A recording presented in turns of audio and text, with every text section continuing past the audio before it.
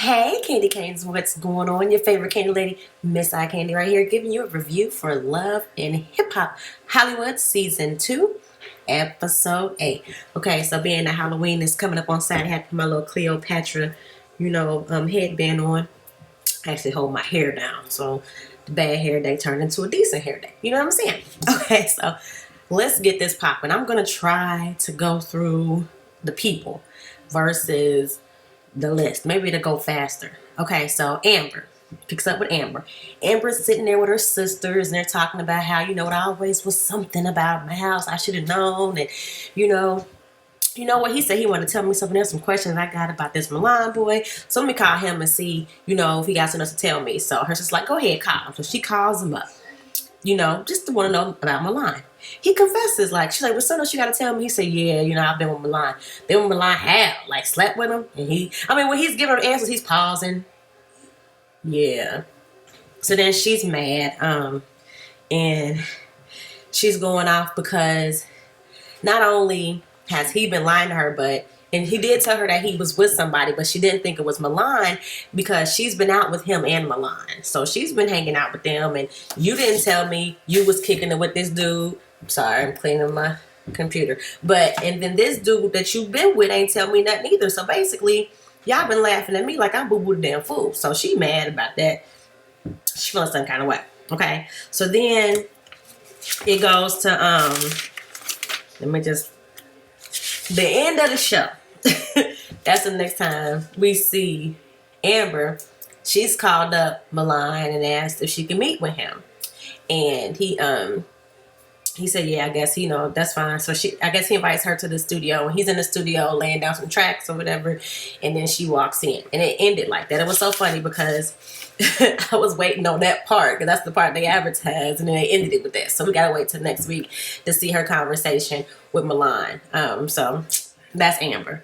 Then we go to Tiara Marie. So she meets with Monice, and they're talking about the whole Ray J and Princess situation, and how Princess ain't hard or whatever, and then how it was something that she said as far as Ray J wanted, not her, but Tiara wanted Ray J to kick Princess out and let Tiara move in. That made Tiara feel a certain kind of way, like Ray J lying. So she said he's a liar. So then she tells Monice how she wants to get lipo, and she says that she's like 25 pounds bigger than she's used to. She used to being small, and she feels a certain kind of way. I feel like she's been seeing the video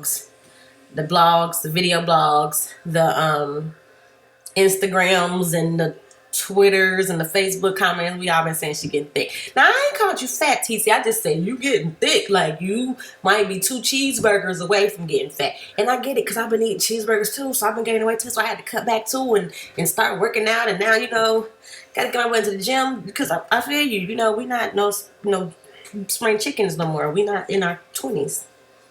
I don't know how Tiara is. I believe she's my age. So if not, you look it. But so she's gonna get lipo. So then it goes to we'll do Nikki baby and Milan. They meet up at Hazel's house, and Hazel got into an accident. She was in Dubai, and she was, I guess, one of them motorbike type of things, and she got, fell off a cliff or something. I was really trying to understand the story when they told, but she broke her nose, and it was a bad break. So they had to rush her back to America, doing emergency surgery, saying that she didn't get back in 24 hours. They wouldn't be able to save her nose. It'd have been all the way bad. So her friend, after surgery, she's now, I guess, at home resting from the surgery. And Tiara's already in the bed with her, but Nikki and Milan meet up, so they go up, I'll talk about her as her friends, and she looked like she bruised here, and she got this patch all on her nose, and she explains the story and what happened, and she was saying how she was sorry because the people that she was with wasn't even sympathetic, hold her hand, you okay? They was probably like, oh, we'll take you to the hospital and keep turning up, and she was sorry about that, and she was more so concerned that people in the blogs and the vlogs and all that stuff was saying how this accident is not real, it's a stunt. She was trying to get this nose surgery, and instead of just saying she getting, a new nose, she put this thing out saying she was an accident, and she was like, why would I lie about that? I would tell the truth about that. And then she also talked about how she's already been self-conscious about her nose from the stuff they be saying about her. She said they said she'll like Ernest go to jail or something. I know. I felt bad. Did y'all feel bad? Did any other video bloggers out there or any other people on Instagram, Facebook, you know, Twitter, people that just type their blogs up, you know, anybody feel bad for talking about this girl? Because I did laugh when people said she looked like the rooster, you know, the cartoon rooster dude.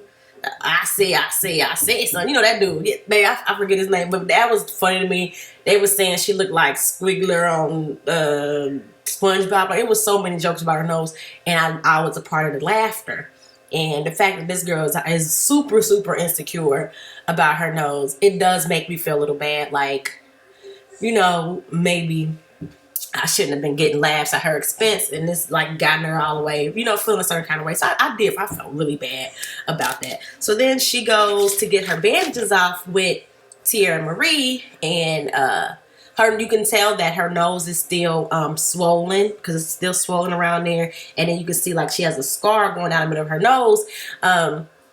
And when he unrails, they take the things off or whatever, she looks at herself, she breaks down crying, saying it's ugly, it's crooked, and she didn't even get the actual nurse. She didn't get nose surgery. She didn't get to have the plastic surgery on her nose. She actually just got reconstructive surgery to try to save her nose.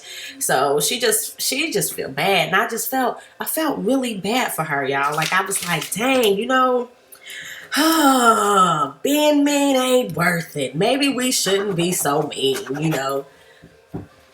Dang, I feel bad. That don't mean I'm gonna stop talking about folks, but I might stop talking about her because that did make me feel really bad. So then let's talk about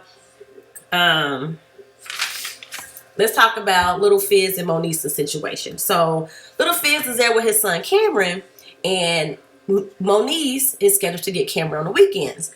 Monice doesn't show up. She hasn't shown up in the last 3 weekends to get her son. So Lil Fizz is sitting there, they're showing him with his son, and he's like, you know, feeling a certain kind of way because number one, it's hard being a single parent, and he's starting to, you know, feel it. But number two, he feels bad for his son because his son definitely loves to spend time with his mom, and his mom ain't spending no time with him. So he feels a certain kind of way about that. So then we see Rich Dollars. He meets up with Miss Marla. That's Monice's mama.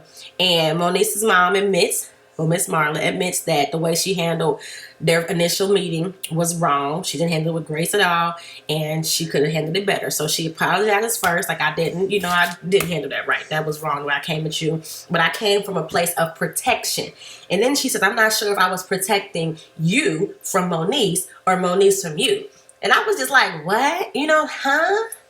What? I'm trying to understand this story. I'm gonna keep watching just to see what else happens. But it's weird. It is weird. That she felt the need to protect Richie Dollars from Monice. I mean, you must think your child, if you don't know if you gotta protect him from her, you must think your child is some piece of work to say that, you know, type of stuff. This man you don't even know, but. She's like, I just want to know, how can I help? How can I help this situation? He said, you need to be friends with Monice. That'd be helpful if y'all could be friends. And she feels the need to let him know everything. If you're going to be with Monice, you need to know everything. And then you can actually decide if you want to be with her. But you got to know everything from the jump and truth, how, you know, everything went down. So she breaks down to him how Fizz got custody of Cameron. She says that, you know, they were arguing. Fizz came over to get Cameron, and Monice was going off, verbally attacking him, just going crazy. And then Fizz was just saying, I just want to get my son. Like, I just want to take my son. The police was called. The police came, and then she was enraged. Monice was enraged and started saying some stuff. And then the police officers was like, yo, you must be the one that's the problem. And that's how Fizz got primary custody of Cameron.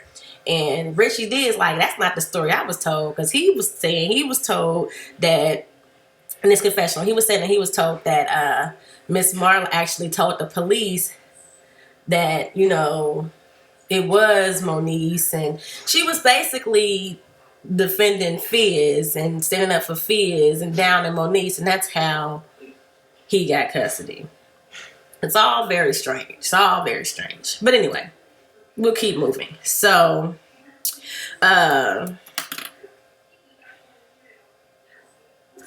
like I said, it's all very strange, and she seems very shady to me in a sense. But I'm gonna keep watching just to see if she's super shady or not. Okay, so then we go to Fizz. He meets up with Omarion and they talk, and he's just basically, you know how you single parents talk to their friends like, it's hard, I've been doing this, I've been doing that. He's doing that with Omarion. He's like, yo, you know what I'm saying? It's getting hard. Well, Marion's first had a lady say, yeah, ladies is cool stuff, but I'm just dealing with the baby mama situation and it's getting crazy. Like, you know, I pay for his tuition. I took on this tuition. I pay for all this, you know, clothes and shoes. I pay for his food, and I'm spending all this time with him. And she's supposed to get him on the weekends. And for the past 3 weekends, she ain't even got him. And Omarion, he said something that is very, very real. He says what you are doing is what a man should be doing because you're handling your responsibilities. Now, I'm not saying that Monice is right. Monice is damn wrong for not coming to spend time with her child. I don't know why she not coming, and I'm going to say something in a minute about that. But what parents do is their job. So just like in all single parent situations, when one parent, you know, slacks off or they get absent, they miss an action, you got to step up and handle it. And it's not easy. Trust me. It's not easy. I know. And you do what you got to do, though. I have not in any way, shape, or form as a single mother. I'm not really in that position anymore, but when it was just me and I was just doing it and it was a struggle by myself, I wasn't in any way asking for people to pat me on my back and make me feel good and said, oh, I do all this and I pay for all that and I go do this and I don't get no time to go turn up. Part of me feels like little Fizz is just mad that for the past 3 weekends he ain't been able to go try his appetizers and kick it with females because he got to sacrifice spend time with his daggone child, and he's salty about that.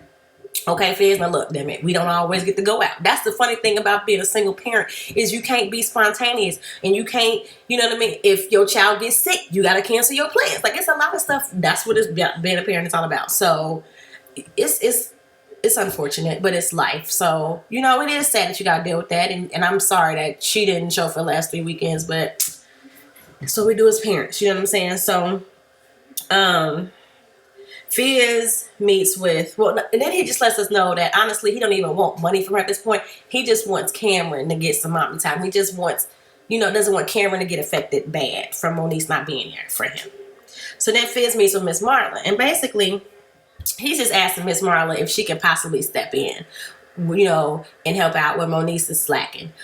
He, you know, maybe get him, you know, like the weekends that she's supposed to get him. Maybe you can get him. Monice can come to your house and spend time with him or whatever the case may be. But she's not, you know, getting them and she wants some help. So, to me, Miss Marla seemed a little selfish at this point in time because she says, basically, what you need to do is take her to court, put her on child support. That way you can at least afford a nanny. And I think she kind of had this mentality like, you, I was 19 when I had my kids or my child. I don't know how many kids she got, but I sacrificed. I did everything I had to do, and basically my kids is grown. Cameron's my grandchild. I will get him when I want to, and that's it. And I get that. That's a real statement. Cameron is not your responsibility, and I get it. However, as a grandparent, I would think you would want to step in. You know what I'm saying? Because Monice is your child, and if she is having some issues or struggling or whatever, you know, maybe just step in. I feel like if Fizz needs help, like maybe he's just saying, you know, like some weekends I got some shows, I want to go in the studio, I got some work to do. Can you watch them? You know, like help out. It just seemed like she was saying no. She's kind of like, look, you know, I feel like neither one of y'all for real has done all the sacrifices, and he crying. He don't want. This is Fizz's argument. He doesn't want to take full custody of Cameron and take Cameron away from Monice. He doesn't want to go back to court. He doesn't want to do child support. He was really just trying to let her get herself together. Miss Marla's like, well, you got to do what you got to do, take care of your kid, which is a little shady. So he breaks down and he cries and he's like, I feel like you need to be there for her. You need to help for her. And she just really just, you know, she goes over there, oh, let me sit by you, pat you on your back. But she really don't give a damn. It just seems like Miss Marla's like, yo, that's your child. That's your problem. If you really want to deal with it, you'll put her butt on child support, get you a nanny, and then you'll be better. But I mean, does she have enough money to really help him get a nanny in LA? Okay, anyway, in Hollywood. So then Fizz meets with Monice. And Monice is at some place rehearsing her new song. And this is my thing about Monice. If you got time to go get your nails did with Tiara, if you got time to go fight Princess at pool parties with Tiara, you know, when you got time to be up Richie Dollar's ass all the time, oh, Richie, oh, we gonna have sex all the time. You having sex all the time with Richie Dollars. You know, you got time to rehearse songs and make songs and stuff. Why you ain't got time to see your son on the weekends? I really don't care. You need to make time. As a mother, you need to make time. There is no excuse for you not making time for your son. So I'm going to need Monice to step her game up because I really want to like this girl, especially the way she beat up the Amanda girl last season. She took her jacket out. I was like, oh, I like her. I really want to like her, but I don't like the way you're neglecting your son, okay? Step your game up. You're not a child. You're a grown mother. Be a mother. Number one. Fizz talks to her and he basically is like, yo, where the hell you at? Why you ain't getting your son? Cameron want to see you. How come you ain't got time for him when you got time for all this other stuff? And then as soon as he says that, she's like, you're bullying me. You're here again bullying me. And I'm like, he's not bullying you. He's telling you what it is. Like, where you at? Why aren't you spending time with your son? He ain't even saying pay money. He's like, yo, you said you was going to get him on the weekends. You ain't got him in the last 3 weekends. What's up? Where you at? So then she breaks down and she's like, you know, he tells her how her mom basically said to take custody from her. And he don't want to do that. You know what I'm saying? And she's like, in her confessional, she was like, I think it's really messed up that my mom and Fizz can get together and plan my son's life without including me. Well, if you would show up when you supposed to show up, they wouldn't have to plan it without you. How about you show up so you can have some input? You can't have input if you don't show up. If you ain't here helping, you know, raise this kid and being a part of this child's life, you don't have an input, Monice. That's real. That's very real. So this child is delusional.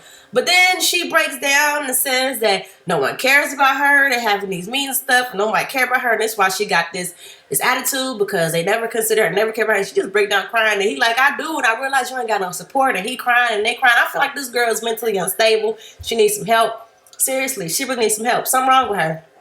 I don't know what. I don't know what happened. I hope they get deep and they let us know what really is. Either she just a deadbeat, she got her priorities wrong, or she got some problems. One or the other. Either she just a deadbeat, or she just a young-minded child that got to get her priorities in order. Somebody got to help her get her life and tell her how to get her stuff in order. Or she got a mental problem. It's one of the three. So that was a deep moment with them. Okay? So then let's see. Let's talk about Nia. Yes, baby Nia. So Nia meets up with her papa, Teddy Riley. She's having this Mommy and Mimosas event that she's hosting. And Teddy Riley shows up. And he's like, look, baby girl, I'm hearing all that stuff about your boyfriend, Drake, you know, and him with some other woman. I don't know if it's true. And she said, I mean, some of it can be true and some of it cannot be true. Girl, like this delusional broad drives me crazy. It is true. She has beat you up twice. He said F-U-B last week. It's true. Where is your brain, Nia? What is wrong with you? Okay, so then he's basically like, you deserve better. You can be better. Look, I know I wasn't the best to your mama and all that kind of stuff, but you deserve better. And she's like, yeah, I know. You know what I'm saying? But you got to, you know, sometimes you got the bad with the good. And if the good outweighs the bad, then you take the good. And he's better with my daughter than I am sometimes because I'm not as patient. So this is what I want and this is what I want to do. And he's like, this is what you want to do? She's like, yeah. He's like, all right, peace. Which I would have said, all right, this is what you want to do? Know that. Don't come crying to me. Okay? Do not come crying to me. You want this. Nia, you are about the dumbest bride I've ever seen on any of these shows. Like, I don't even know from New York to Atlanta if anybody has been as dumb as you are. You dumb. You just stupid. A gluten for punishment. This man is going to disrespect you. He don't care about you. It's real clear. He don't care about you. He don't care about you at all. At all. Like, at all. You stupid. You stupid. Okay, so then she goes and she meets up with Soulja Boy. And Soulja Boy, she tells him about the conversation with her dad. I just don't want him to think you're a bad guy. You know, I told him that I wanted to work it out and we're just trying to work this out. And he's talking all this stuff like blah, blah, blah. F them hoes, F Nas. You know what I mean? They wish they could be where you at and stuff. And he's saying that he learned from his mistakes. And he gonna try to do better. Man, I got in the dark. How'd I get in the dark? He said he's gonna try to do better. He's learned from his mistakes. He gonna try to do better. But then he says, you know what I'm saying? And it's confessional. I mean, I am who I am. You know what I mean? I made mistakes. and I can't promise to change. I could just say I'm going to try. You know, and it's like, this fool, no, he gonna still be a slut bucket. He ain't gonna change. He's not gonna change. So then she said, so what do you see happen in 5 years from now? He said, I don't want to jinx it, you know, predict the future type of stuff, because I could be dead tomorrow. But what I can say, you know what I'm saying, is I'm going to try for now. For now, right now, I want us to do better and build our strength, strengthen our relationship, and get our stuff together. Like, that's what he's saying. And then she says she accepts it. It's bull crap. She accepts it. They kiss. She dumb. She stupid. Ain't nothing else to say about that. Like, I'm at this place with Nia, though. I don't care. I don't care. If Nas comes and throws up on you next, I don't care. Don't come talking about this be with my man and that slut bucket. No, don't come complaining and whining so your friends don't get her no more airtime about this. She said this is what she wants. If this what you want, this what you got. Now stop airing. I don't even want to see it no more, because this ain't what I want. This ain't what I want to see. I don't want to see this no more, because you stupid. You be stupid. Go on, be stupid. Show us you doing something else versus being Soulja Boy's little dummy. Okay, I'm tired of it. So anyway, we go to Brandy. Now, Brandy and Max are meeting up with Nick Cannon because Brandy is signing Nick's label. Nick's like, yo, Brandy, I done invested a lot of money in you, basically wasted my money because you ain't been serious. She's like, I basically know you haven't. We done shot videos and stuff, made songs, and you ain't been serious. I had to scratch that stuff, wasting my daggone money. You've been with a whole bunch of producers. I done had you with all the hottest producers when you married to a producer. So I'm thinking maybe y'all can make some hot fire for me and we can get this popping. You can already tell from jump that Max don't really want to do it. He like, look, Nick, you know what I'm saying? I would be honored to work with you. I'm just not sure you want to work with us. Because, you know how she is. She like, yeah, I want to work with y'all. I want you to help me get this album. And since she your wife, I want a discount. That's basically what Nick trying to do. He tired of wasting his money. So then he agrees, but you can tell he don't want to do it. So they go to the studio, and Max and his mouth is doing this producer thing. Brandy in there rapping, and she's not doing a great job. She seemed like she's lacking some confidence or something. She's stumbling over words, forgetting the words, whatever the case may be. And he like, yo, what's up? Like, get it together. What's up with you? And then she asked the girl, it's a girl named Millie Motto or something there. And she's like, well, Millie, what you think? You know what I'm saying? And she was like, it was good, you know? And he was like, good don't sell Grammy. No, what? It's a group, but good don't win Grammys. You know what I'm saying? And she's like, okay, well, I'm going to do it right, babe. I'm going to do it right. He's like, nah, look, right now, we not married. All right, you single, I'm single. I ain't babe. Let's do this, knock this out. So then Millie go in there. And, you know, I remember he said something. He said her stuff was tired or dead or something. He said something, you know, to her. I forget the way he worded it. But Millie go in there and she started laying her little tracks down. And he's like, first, when she first get in there, he's like, yo, how the mic? The mic good for you? You cool, everything cool? She's like, yeah, I'm good. So then she in there, she laying a little hot fire, you know, doing her thing. And then he like, yeah, woo, you know, he feeling her. He ain't get Brandy none of that. So Brandy is like, yo, why couldn't I get into that? And he was like, because you wasn't spitting at this high, you know, type of thing. And I understood where she was coming from for this part. Because, yeah, as a producer, your job is definitely to, you know, critique them and get it right. But you also need to show them support and encourage them to do good. You weren't doing that for Brandy, but you were definitely doing that for old girl. Old girl was rapping her rap seemed cool, but she didn't have no energy. She was in there real calm. Like, I'd be like, you know, come on, pick it up, get crunk, you know. But you ain't give her no critique. She wasn't perfect. Not saying she wasn't good, because she did seem like she, you know, could spit. However, you weren't critiquing her. And it wasn't perfection. So why weren't you giving your wife a little bit of, you know, support?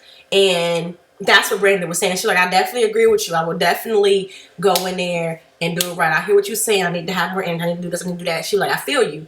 But I'm just saying, why can't I get a little bit of, that's what's up, babe. That's hot. Okay, I like that verse, babe. There you go. Come on, do this. Like, be a coach. Be a supportive. And then he really didn't like that and walked out. He didn't like what she had to say. I don't like him. I feel like he didn't really want to work with her from the beginning. He should have just told Nick, you know what? I really don't work with my wife. That ain't what I want to do. That's not what I'm feeling. And then we'd have let it go. But that ain't what happened. So that was this week's episode of Love and Hip Hop Hollywood.